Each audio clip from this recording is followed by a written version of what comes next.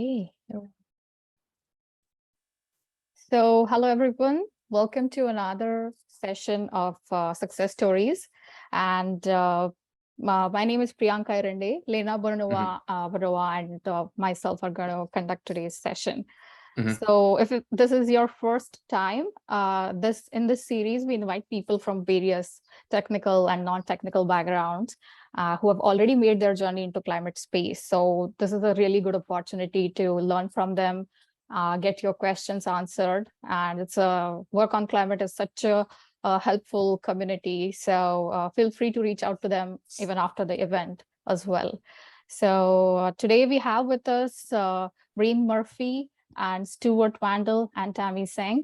Welcome, three of you. We are great to have you here.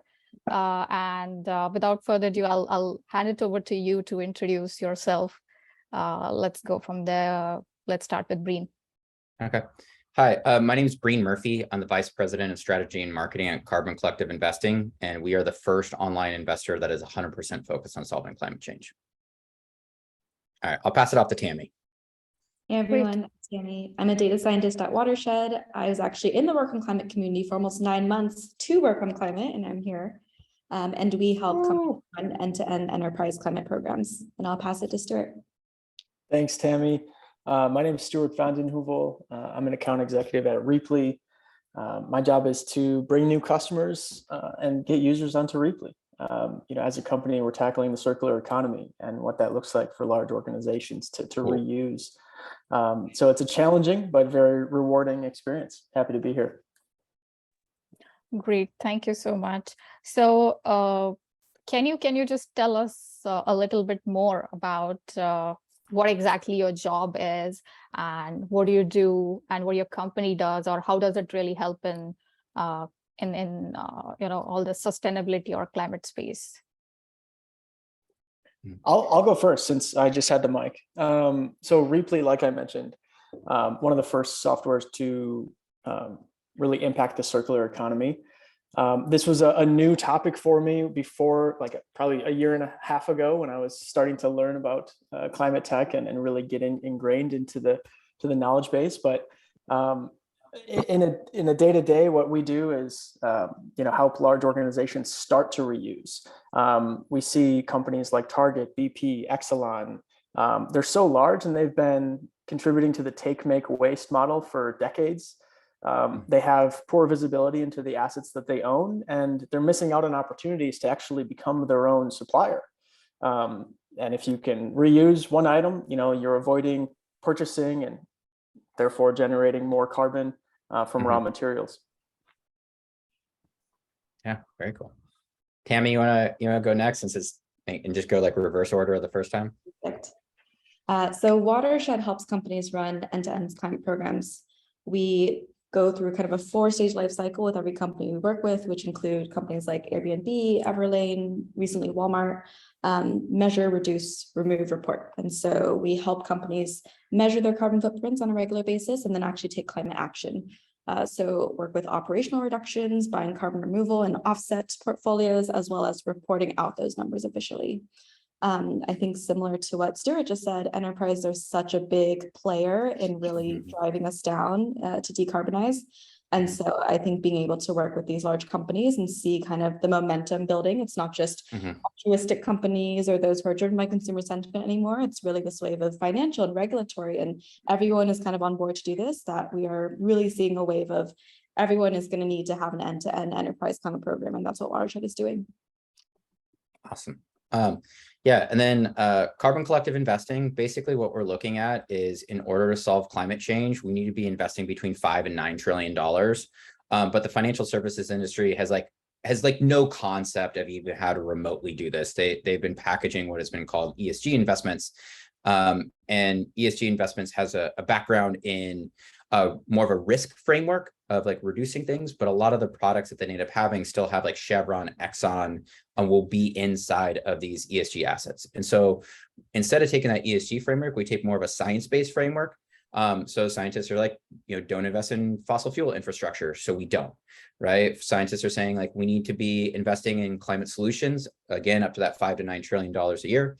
And so we have an overweight in our portfolio in which we, everything we've divested, we've reinvested into climate solutions. And these aren't sustainable companies, so those are important. Like that's like Google, Microsoft that, run their data centers on, renewable energy. This is like companies that are building solutions to climate change. So it's like solar, wind, electric vehicles, batteries. Those are the famous ones. But there's also like water irrigation, like efficiency, dynamic glass, building retrofits, plant-based diets, like waste to energy. A lot of things that would be probably helpful for Stuart and Rheaply. And then there's other things like vehicle to grid, where it's like they're helping, school buses electrify as well.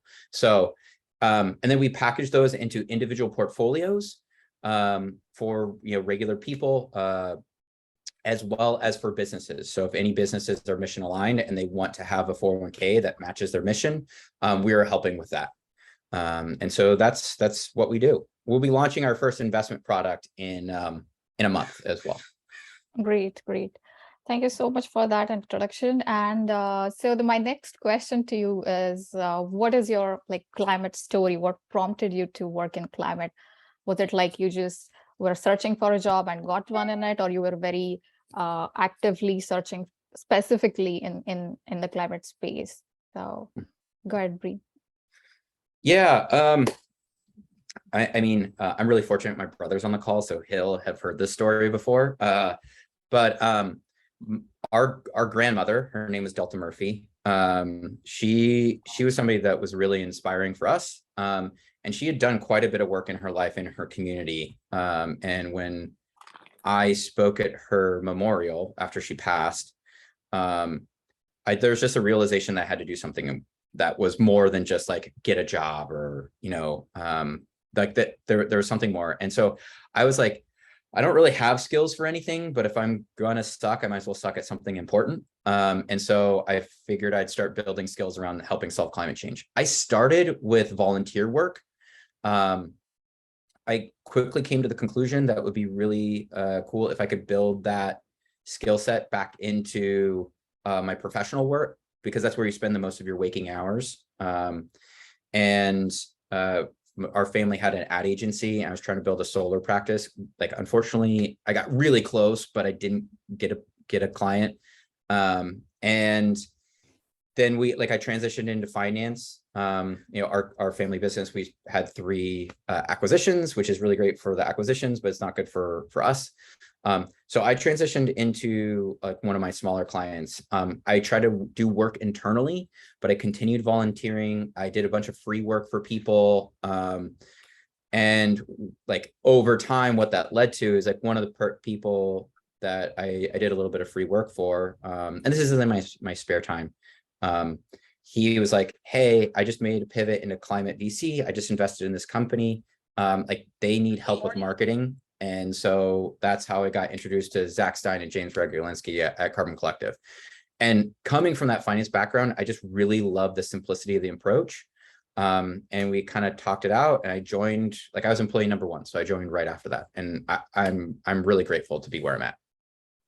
That's amazing. Tammy, do you want to go next? My journey starts September 9th, 2020, the day the sky in San Francisco turned orange from all the wildfires. If you're in the Bay, you probably remember this moment. At the time, I had been reading a lot about climate change. I was actually halfway through The Uninhabitable Earth by David Wallace Wells. So it's at the part where he was like, and then all the permafrost is going to thaw and the bubonic plague is going to come out and kill all the caribou in North America. And then the sky turned orange the next day. And I was like, oh my gosh, it's happening. It's real. And for me, that really was the moment of, wow, I had been intellectually convinced of how big a problem this was. I now feel emotionally, viscerally scared and terrified. And that was the moment that I said, okay, if I'm not spending the bulk of my time doing what I think is, the most important thing I should be doing, I feel out of alignment with my values. So the next day I started phone banking. It was election season with Sunrise Movement. I joined work on climate. I gave up the phone banking because I realized that's not my core skill set. I should stick to data science, but work on climate kind of persisted. And that kicked off a really 9-month journey to look for a work that was at the intersection of the things I wanted, which was really the climate change mission, the particular kind of data science that I do, as well as all the other things I'd usually look for in a company, like coworkers who are great, mentorship, business prospects are going well. And it was really through this community that I think I was able to find Watershed, where I've now been for a year. I joined when we were about 25. We're now almost 150. So to see the growth, not just in terms of, a business's trajectory, but in terms of the momentum that I mentioned of people really caring and working with us to make a difference on decarbonizing, has been incredible. Everything I wanted when I set out at the outside this journey, I think has been happening for the last year. Wow, that's a moving story. We'll be glad that you thought this way, and I hope many people also think in the similar lines, the urgency of climate change and everything. Stuart, do you want to go next? Absolutely. So my catalyst was a few months earlier than Tammy's. COVID really was my catalyst. Right when February, March of 2020. It was, really the onset of COVID, and everything was like shutting down. It was like apocalyptic.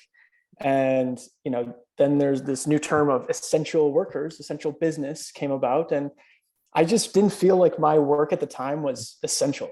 I felt that transitioning into climate would give me more purpose and giving me a little bit more fulfillment in my day-to-day. And in sales, it's a very relationship-oriented role. And I felt as though, the relationships that I wanted to dedicate time to and cultivate were better served in climate. Yeah. Oh, Priyanka, you muted. Yeah, I'm muted again. Sorry. So moving on to the next question, do you think this is really a good time to start looking job in climate, or do you think still it's not a mature industry or field, or you see a lot of people actually moving, and what is your observation? I'll start. I think it's a fantastic time. The old saying is, when's the best time to plant a tree? 20 years ago. When's the next best time? Today. Absolutely. There's no better time. Job security, growth opportunities. Climate tech startups raised 53+ billion from venture capital and private equity last year. Investing in climate is different than traditional tech, where it's not like a clubhouse where you're looking to make basically a quick sell and make some money. These are long returns and long investments by investors. So your job is safe. People are coming here, and top talent is seeking out climate. So I would encourage anyone to join. I would echo what Stuart said. I think now is such an incredible time. There's so much momentum and really exponential growth. And I think the jobs you see, the startups being created all around climate. And I think you see this paralleled in, I often talk about kind of the tiers of companies that we serve at Watershed and how that has really changed even in just the year I've started. I think when Watershed started, a lot of the companies we served were working with us out of kind of altruistic or public sentiment reasons. So, woo, we care about climate, or, oh, this is part of our brand, like Everlane or a lot of tech companies. I think it was already table stakes for them back in 2020. But after COP26 in the fall, we started seeing this wave of financial interest. Asset managers, investors are starting to actually care about this, and it's something they're taking seriously. And I think now we're seeing this umbrella of regulatory, which has been already on the wave in Europe for a while, but I think we're really starting to see the tide turn in the US, fingers crossed. But really, I think that mirrors the train has kind of left the station. I think the public sentiment around this is so overwhelming that this is really the best time. People care about climate. This is a real business opportunity and just on everyone's minds. And so now is the time. Yeah, just to add to what Tammy and Stuart have said, we're at a really unique inflection point in which renewable energy is it is the better option. Right? We've hit that inflection point. And with the acceleration, with the Inflation Reduction Act, putting $369 billion in incentives and support, there's massive momentum here. At the same time, there's an awareness inside the industry that we are not doing enough. We're not on a path to do enough. And so everyone's thinking of how do we need to scale up from here? How do we need to do a little bit better? And the last thing I'd say is I've never been a part of a community this large that is this welcoming. There's such a sense of purpose because there's a lot of humility, even as a brand, right? I love what I get to do at Carbon Collective Investing, but like, I know we need a lot of people to like align in a certain way for us to solve climate change, right? It's necessarily big tent. And in that way, people are like, I'll help you. Like, what do you need? What are you doing? What are you working on? You know, and you get to share in a way. And like, I would like take people up on their offers because they're open to it. But secondly, like when that happens, like, try to keep that community because it actually improves like the quality of your life. So that's something I found really meaningful. I'll also put my email and my LinkedIn here if anybody wants to reach out to me, just as an example of that. Thank you so much for sharing that. So Lena is Yeah. going to take over the next section. I'll see you guys in the end. Thank you so much, Breene. You're a great example of perfect community member, like work on climate, ready to help with whatever ask people have. So in my questions will be like down to earth about your job search process. Could you describe your general approach? Like, how did you look for jobs? Where white or sparkling? Whichever enough. Okay. Tammy, you want to go? Yeah. So it was long. I think there was a component of it that was kind of personally getting comfortable with the fact of, oh, I'm hopping into a new domain. I didn't have much climate experience at all before kind of searching for a job. And there was another aspect, which was more, the logistical, how do I figure out what's out there? So I'll speak a little bit to both. I think on the logistical front, communities like Work on Climate really were my #1 resource for getting started. At the beginning, I was just trying to see what was out there. I had no idea what the landscape was. Is it mostly established companies, startups? What kind of roles are out there, technical, data science, et cetera. And so I spent a couple months really just information gathering. So a lot of time on Work on Climate, attending Q&As just like this. Climatebase.org was also a good resource for me, just to monitor newsletters, see what kind of jobs are coming up. And after that period of information gathering, I think it was starting to think about what kind of problems do I want to tackle. I think there were some questions around what domain of climate. So for instance, there were some really cool startups that were working on more niche areas. So, it's kind of the T shape of, do you want to go broad or do you want to go deep? I think Watershed is somewhere where I'm going very broad because we kind of do end-to-end enterprise programs with many different kinds of companies. I'm personally learning a lot about many different facets of climate, probably not any to a deep level of expertise, but that's kind of what I wanted right now, is a lot of broad learning.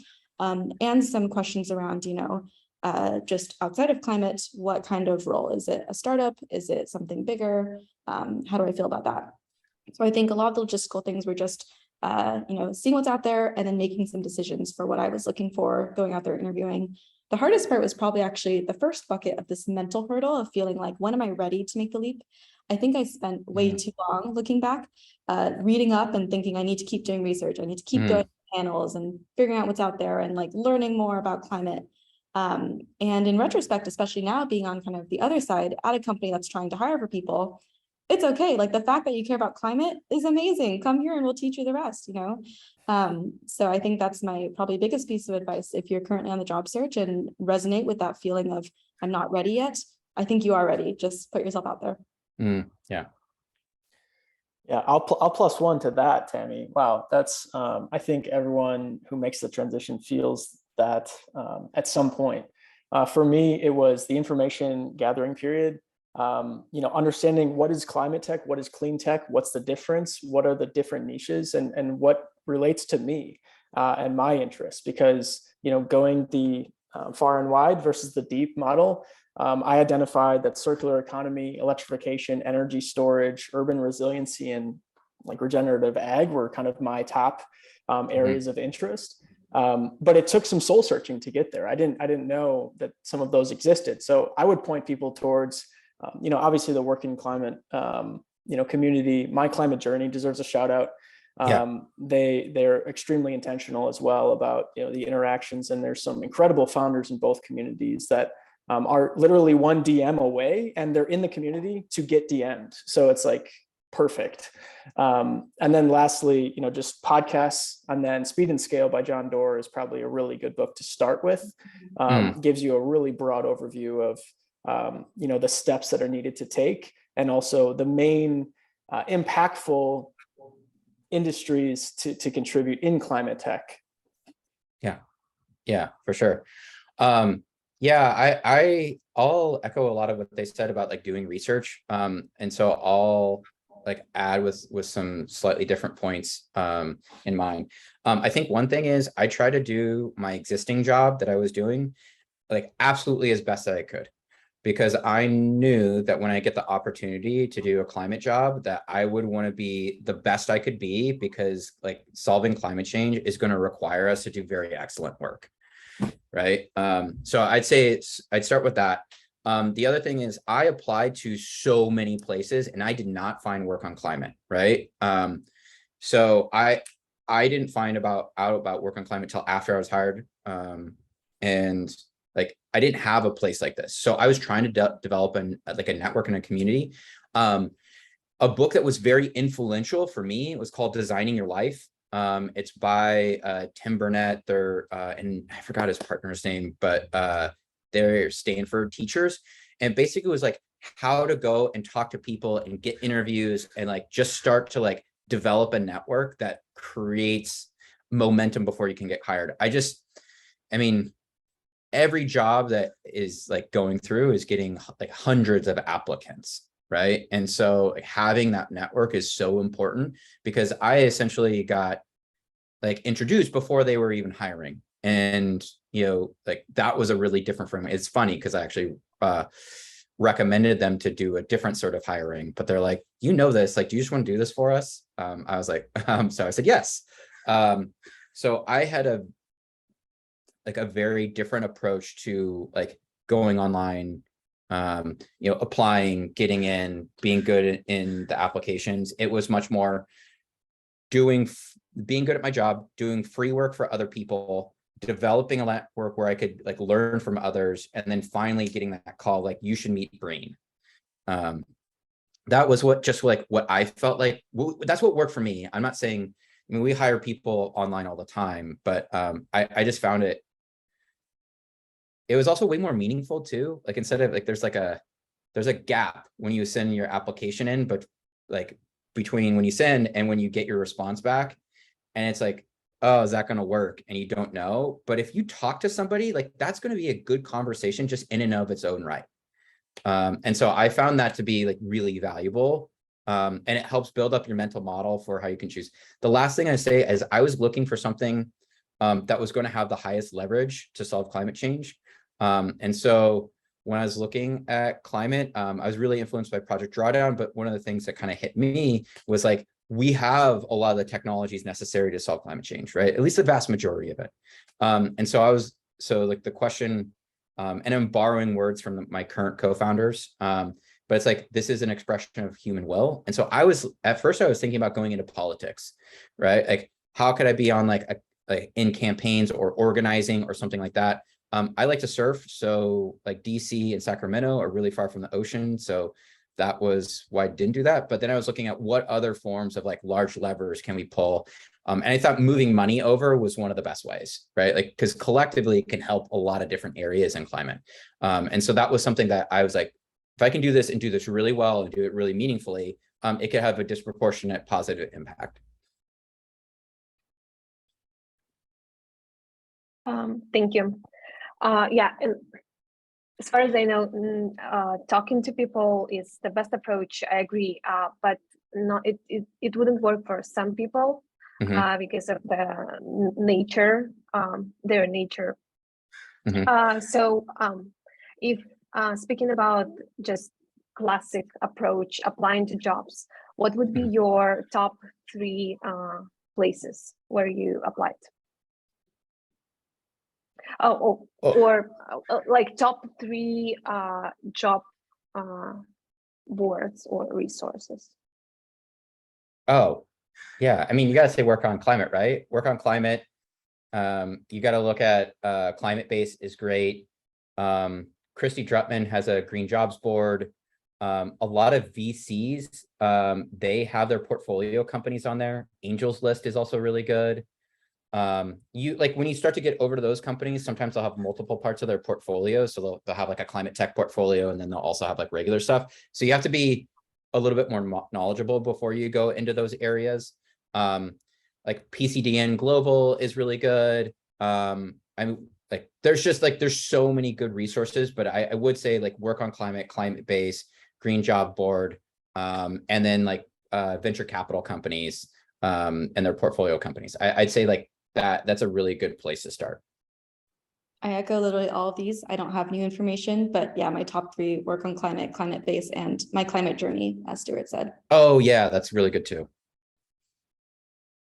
Yeah, I have nothing to add. That's a great place to start. There's a huge repository of information. And like I said, the communication aspect is key, because like people in those communities are there for a reason. They want to interact, they want to collaborate, and they want to help you land your first job in climate.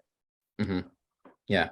Yeah. And the thing I'd add to this is there's climate recruiters now. And I did not know there were like when I was getting into it. So like I talked to a few people. Brennan Anderson is someone that comes to mind. I just had like a really good back and forth with a guy named Jacob Jorgensen. There's another woman who is doing really interesting work in renewables. When it's not my turn to talk, I'll go look her up and put her like LinkedIn profile. But I just found like there are people that are building careers, finding the right people to put in jobs. And so they're great to talk to. And I would say that that's something that didn't exist for me, that exists for all of you, that could be really valuable. Thank you. Yeah, super valuable. My next question would be, have you seen any misconceptions that people have about work on climate in your specific domain, in marketing, in data science? Yeah, I'll bring up something that Tammy mentioned earlier is, you don't need experience. You need passion, and you need, willingness to learn. So if you can be like open and humble in like kind of your approach, a good company will shape you and teach you the things that you need to learn, and you might even save time learning things that you don't need to learn. So I would say like most companies, especially growth ones in climate, are certainly hiring people over position. Yeah. Tammy, do you have anything? Yeah. I think I mentioned when I was searching for this job, I thought, can I find something at the intersection of all these things I want? Like have the mission, have all the other things. And I think, yes, don't settle. It was a misconception I had that I would have to settle for, a type of role that wasn't exactly what I had been doing before. There would be some kind of trade-off if I want to work on climate. I think, as we just talked about, there are so many jobs proliferating in startups and companies that at this point, it's really just choosing like the company, and you will find one that works on climate and is working in that space. I think me specifically in data science, I was coming from a very traditional kind of consumer tech data science role, product analytics and data engineering and all these things that I thought, oh, this is the domain of like, I can only go work at, Facebook or something again, if I want to do this. But no, like there's work out there that is using the same skills, but just in a different domain that I think is available at this point. Yeah. In terms of misconceptions, one of the things that I would just add to this is that I think there's two pieces. One is, people think about this can sometimes think about changing jobs or going into stuff as like scary. And what I just say is there is a little bit of fear, but it's like the type of fear that you have when it's something really important to you. And that fear is actually something really good, because it becomes exhilaration once you start to make that work. And so like there's real true value in that scariness that is surprisingly helpful. And I'd say like that's just something that is like you're recognizing this is like you and your hero's journey. I'm a marketer, I'm a reader, I'm like a writer. So like I think about this stuff, but like in the hero's journey, like that hero gets called to action by something externally. You're being called to action by something externally right now. And the hero in every story rebels against this call to action because it's freaking scary, right?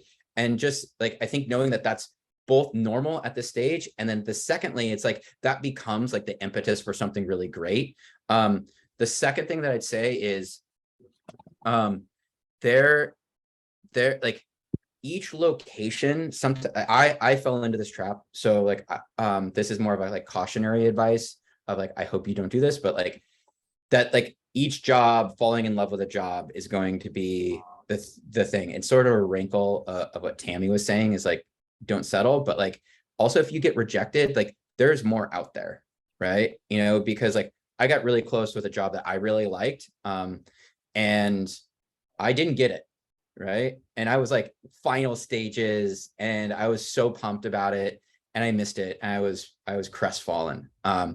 I think that's okay, but as long as you use that like emotion to like continue to say like this is like part of it, like you're not going to get every job, and like people don't need to hire you for everything. But what I ended up finding is a place that I work that like I can't tell you how grateful I am to work with like the quality of people there, because like I feel like I've met, you know, quote unquote my people, and that's really exciting for me. And I hope you all get some form of that too, because that's been a really meaningful part of my life. But any of you have ever heard something like, oh, there are no marketing jobs in climate, or there are no data Talk science. to me if you hear that, because I get asked all the time by other founders like, hey, do you know anyone that's marketing really well for this? Like, as soon as you get a job, like there'll be other people that you meet in this community, and they're like, do you know anyone like you? You know, like, so meeting people, like, so for example, if you are in data science, like talk to Tammy, right? Like if you're in sales, talk to Stuart. If you're in marketing and strategy, like talk to me. Because I guarantee you there are people that are going, hey, Stuart, is there someone that does like kind of what you do? Or hey, Tammy, is there someone that does kind of what you do? And they're going to have like each of us, I think, are going to have like a disproportionate awareness of the types of jobs that are similar to us because of our networks, right? So I would like double down on those types of people that are already there. When I started my journey, I had an existential moment of, wait, am I useful? Like, should I go back to school and get a material science degree? Is that the only way I can contribute to climate? And I'm happy to say that was only like a week of me spiraling that way, because I think the answer is no. Like all these functions have such an important role to play in climate. There are so many companies coming online in so many different domains and functions, and like you know, echoing what Breene said, of there are so many jobs out there. We are so happy to connect you. And if you resonate with any of this, am I impactful in my current function? Like, yes, I can guarantee you there is something out there where you will be making your dent. Yeah, for sure. I mean, that's not to say that like going back and studying isn't helpful, but I think sometimes like fear becomes like, what do I need to do to get 100% perfection? Because I went through the same thing that Tammy did. Like, do I need to go back to school for this? Because like I didn't, like, I mean, I have a master's in creative writing, right? Like that is not like directly applicable, you know, that I would think of to climate, but there's room on your skill set. The thing that I would say that could be also helpful is I try to do little bits of like sustainability work at my current job to build those working muscles. You know, so like I was at a firm, I tried to get like an ESG portfolio at our wealth management firm. You know, before I try to get solar companies at the ad firm. Those little things like help you think through like the business cases for doing that. And that's just there and waiting for you right now.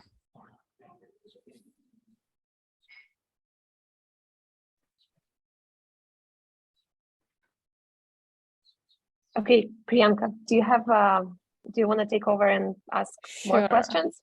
Yeah, so let's open it for the audience. If they have any questions to ask, please go ahead.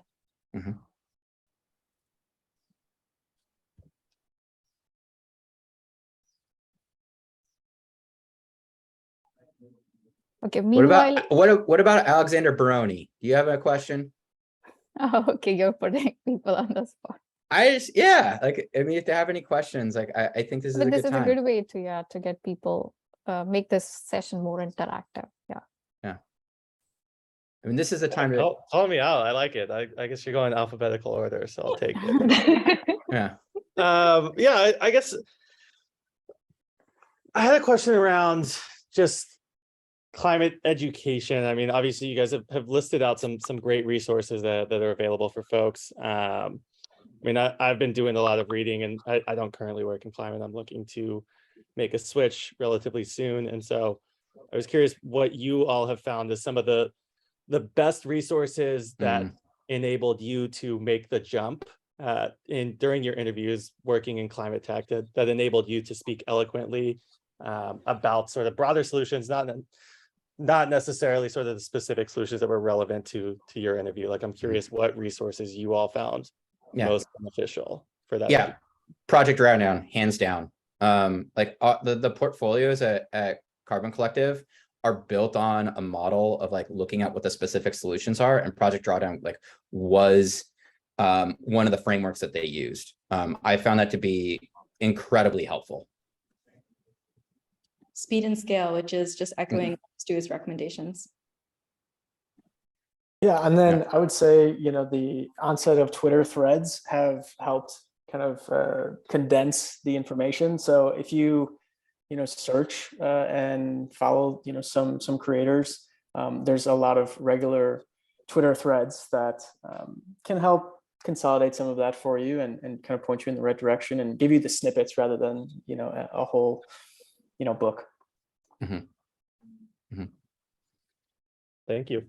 All right, how about someone else? Sarah Gagnon, how about you? Oh, you just asked something. Oh, perfect timing. Oh, perfect. Good timing.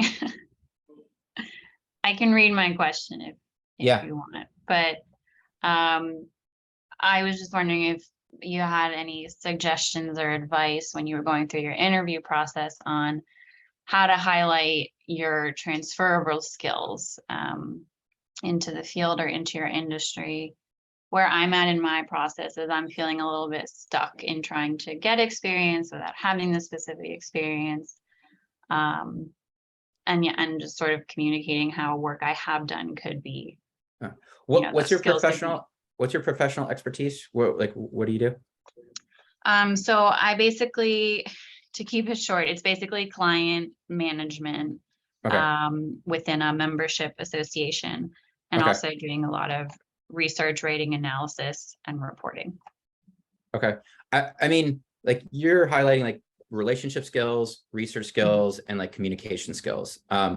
Those are incredibly valuable to any startup. I would say, like, what I like to do, and this is just me, right? But I like to try to show my transferable skills in action. I had a situation in which I was able to talk with them before they were hiring. I'm like, okay, this is what I'm hearing you say. This is like how I would strategically plan out what you're doing. And, these are the things that I would say that would help you build like brand awareness, that would increase the trust to do it. So like, that's me explaining what I did. You might be able to say like, hey, like I'm really hearing you, show your relationship skills. Somebody you also might want to, talk to on like this other problem that I'm hearing you have might be this person, like that network connectivity. If they've mentioned something like, hey, I just did some research on your company.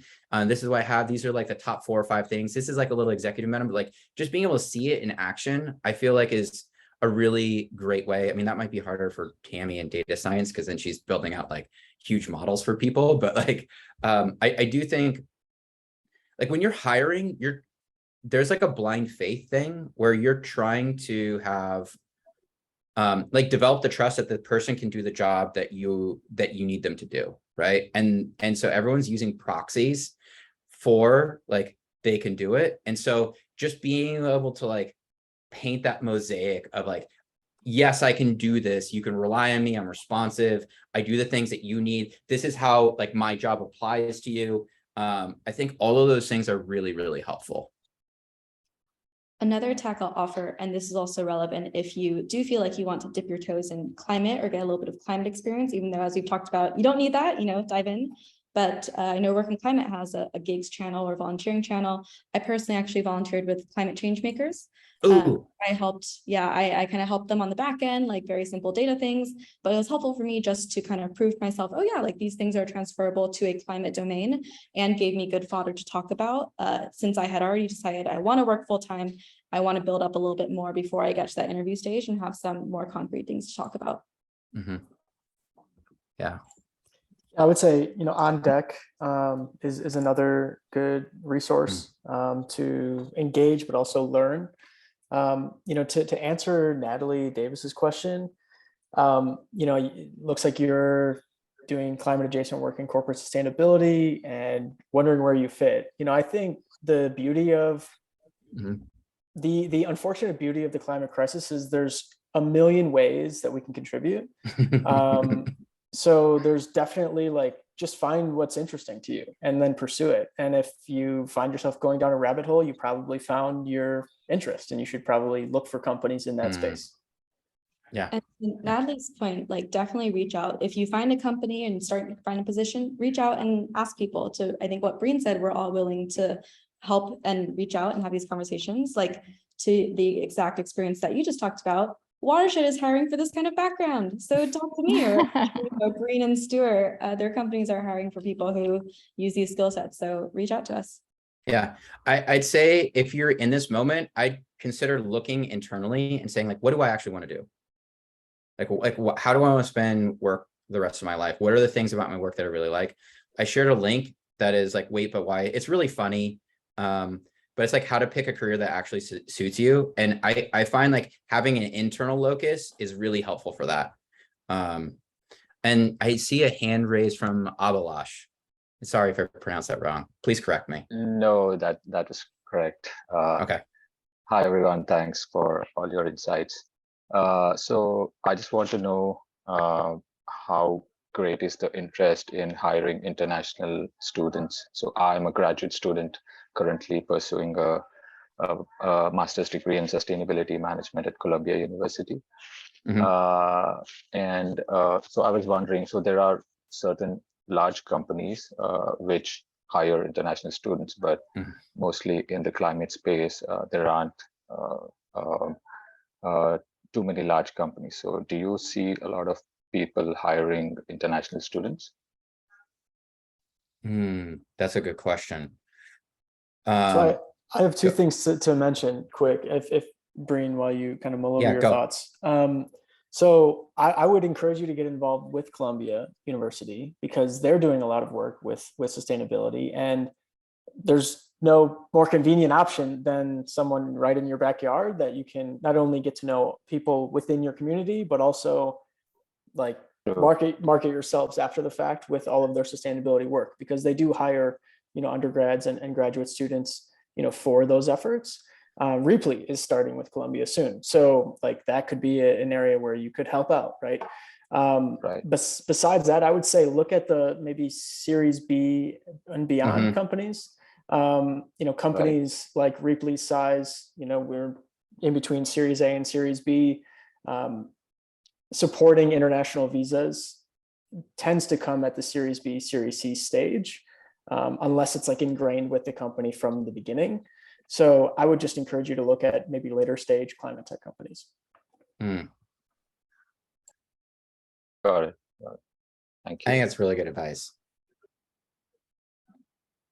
Maybe we can take, I think Kevin just put a question in the chat about searching and recruiting for post-grad roles. Great question. I think first, we are seeing an ecosystem where there's starting to be more kind of new grad hiring.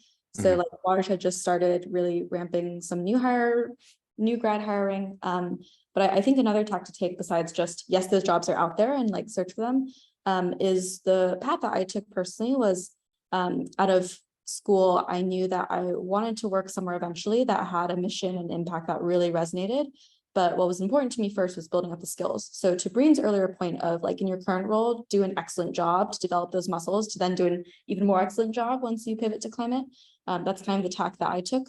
So personally spent a few years, learned a lot in terms of getting good at my core domain function, or sorry, not domain, but core function and kind of skill set. and then decided I'm at a point where I feel like I can contribute to the domain I really care about. And so now I will pivot to climate. And again, I think that pipeline can be shorter than people think. So you know, taking time, but you can always jump into it. Yeah, and Kevin, I have some specific things for you. I was actually on the board of USC's Wrigley Institute for Environmental Studies, and so I'm fairly familiar with there. So you feel free to reach out to me directly. But the thing I'd highlight is they have the Wrigley Prize, right, which is a sustainability pitch competition. Like participating in that, getting in that network, reaching out to the people at the Wrigley, like they have like pretty good connections in sustainability. There's also like sustainability clubs. So like I've seen divestment movements are a really good way, especially into like the financial services way, to like understand what's going on. Now USC committed to divest, so that's really good. But like that's what I'd say. Those are like, but like there's a lot of really good stuff there and available for you at USC.